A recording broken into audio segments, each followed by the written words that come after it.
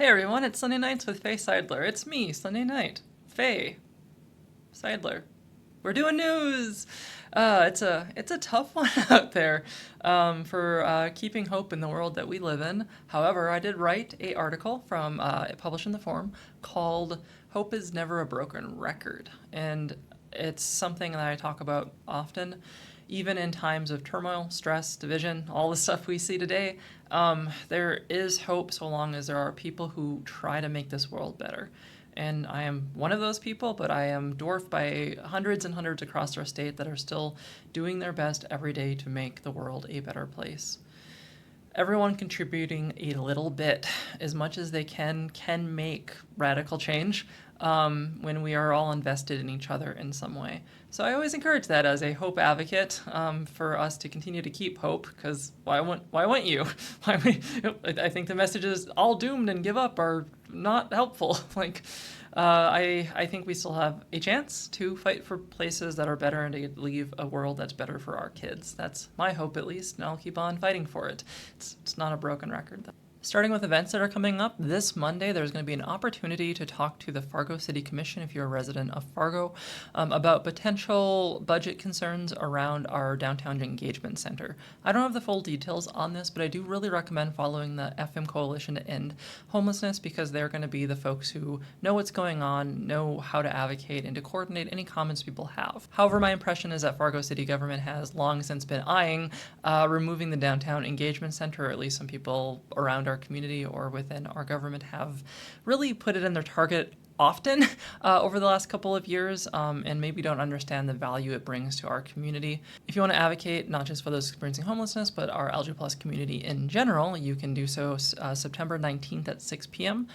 Forward 701, which is kind of a collective of LG+ individuals across the state that do LG+ related human rights activism, kind of meet together to talk about ways to bring that forward. It's a great foot in the door for anyone who wants to be more involved with LG+ related activism. It's something that I definitely support. My work focuses largely on suicide prevention, and while it does intersect with LG+ individuals often, my focus is around a lot of our health systems and general populations with a focus on queer people.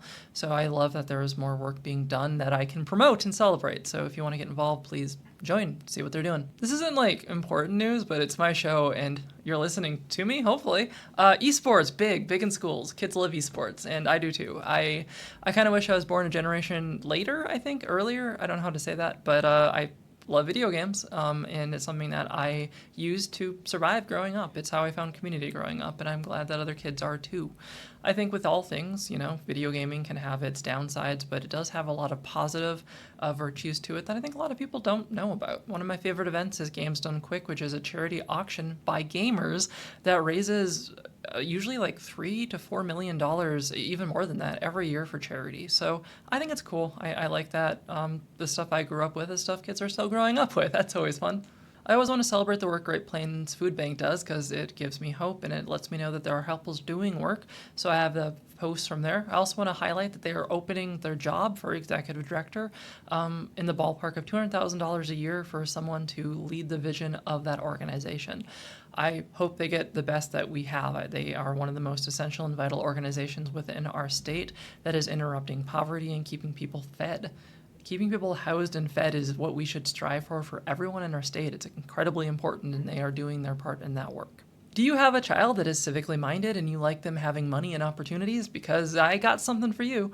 Right now, there is a $10,000 youth scholarship for youth to apply to get involved with the U.S. Senate Youth Program.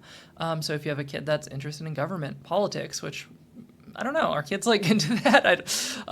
If they are, they can get their foot in the door in a really great opportunity. It's worth applying, even if they don't, to develop that, leadership and applying themselves for what they want to do in the future.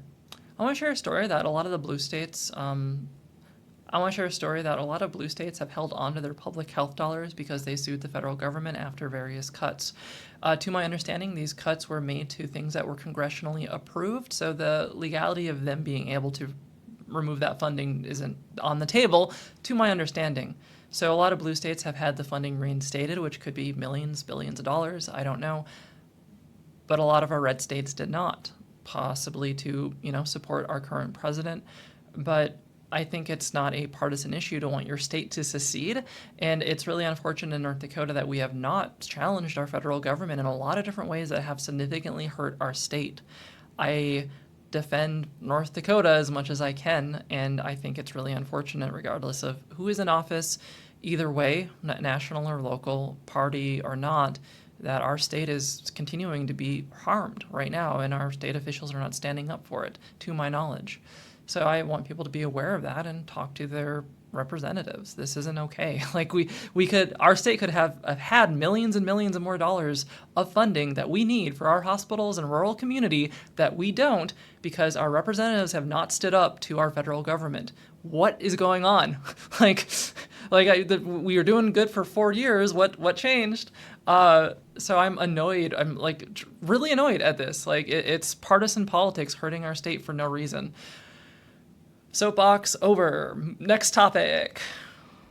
You can currently nominate someone for the Gladys Ray Indigenous People Day Award. The nominations are due October 3rd for someone who's done impactful work for our Indigenous communities locally here.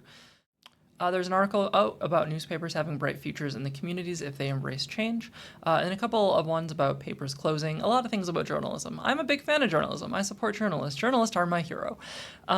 But it is true that the Institute of Journalism, the Fourth Estate, has had many challenges, and I think some of the ways that we've seen some of our papers respond have not been encouraging, as they have very much tried to weather the storm by not changing or evolving. They very much didn't want to do any kind of online presence, and now it's only online presence with digital ads, and they're inaccessible compared to any random yapper, including myself out there, able to talk about this stuff.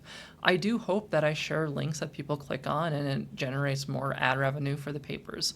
I constantly share those links, and that helps out with the SEOs, and I wish I could do more, and I keep on planning on it. But I think as much criticisms as we can level to how papers haven't modernized or not quickly enough, I think communities can do more to support them. I think it's important for us to just support our papers, and the journalists that are there, outside of just, criticizing every wrong thing they do, or if we don't like the stories they cover, how they cover them. I think that they are not getting the support they deserve or need right now either.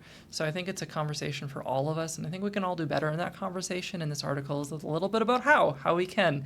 But at the end of the day, my ultimate job is to support papers, and if I'm ever failing at that, I should be called out, because that's where my values are. I have frustrations sometimes, but I should shut up about them occasionally and just let them cook. So that's me on papers. I want to give you a story that a company is looking at laying nuclear power in North Dakota, and you might be confused by that, because we have stories of data centers that are here because we have such an abundance of energy, it's basically free, that we should just do data centers. However, our energy is so dang low that we can't afford to not invest in nuclear energy. I don't have, I guess, a big dog in this fight, so to speak, but it seems really clear that we're doing nuclear power just to continue to build AI centers in our state that are often owned by out-of-state investors who are just exploiting us. That's just what is happening, probably, with this. So, if we're doing nuclear power because it's, helping our state, I don't know, maybe that's good. I don't know where we're at nuclear power. I could opine, but I'm just I don't know, right? But it's weird that we have that two narratives in our conversation. I'm just pointing that out. And then finally, just to talk about suicide prevention again, I have a ton of stories on suicide prevention, and I want to highlight the American Foundation for Suicide Prevention Out of Darkness walks. I think this is a great month to really reflect on suicide prevention. There are trainings for individuals to take all throughout the month, every month, that I share all the time, and I think it's important for everyone to take one training. And you don't have to be a professional. These are community-oriented trainings for us all to get better at our suicide prevention chops. It's like physical first aid, but it's mental health first aid. So please follow me and try to take one question, persuade, refer training, or one safe talk saves lives trainings just once in your life for yourself and for your friends. But I have a ton of stories on suicide prevention. That's why I promote the most is every time I see it. So please check out some of that. Check out the work being done. I think it's phenomenal. As much as I think the world around us has struggles, I am at least happy that we are treating suicide so much more seriously and intentionally than we ever have before. So it's another factor that gives me hope. I don't think any system's ever perfect, but I do really respect, appreciate, and love the people that work in suicide prevention today. It could be worse. It could be a lot worse, and I think that we are really laying good groundwork. It's not much to say when a lot of the world's on fire, but at least we have some fire hoses that are putting it out, to extend that metaphor. But yeah, if you are ever struggling, Firstlink's 988 number is the resource to use. And I know that we have like our LG plus youth line was cut from it, but I still very much trust Firstlink. Like they get it, they know, they understand what it's like to be a queer youth in the state, and that you're going to have specific struggles, and you're not always going to have the same ways to find hope that other people might because of those struggles. I think in suicide prevention work, a big thing that we often say is no feeling is final. Today is tough and rough, and it's a struggle for so many reasons, but it doesn't have to be forever. And we have experienced a lot of hardships across our society in time. We've recovered from them, and we found new ones, and it kind of keeps on being like that. Tomorrow can be better, and suicide prevention is saying, give it a shot. So that's what I got for you tonight. It is hopefully something that is helpful for you all. I try to put this together to spread awareness and hope and to let you know what's going on. To me, a news girl that puts up thumbs, you can relate to me because I'm not professional. Like I'm not. You don't look at me and go, oh yeah, she has a career in communication. She's someone that I would put on the news. No, you don't. You look at me because I'm you. That's how I survive. Being just a person. Let's keep doing it. And I'll hope to see you next week. Take care, everyone.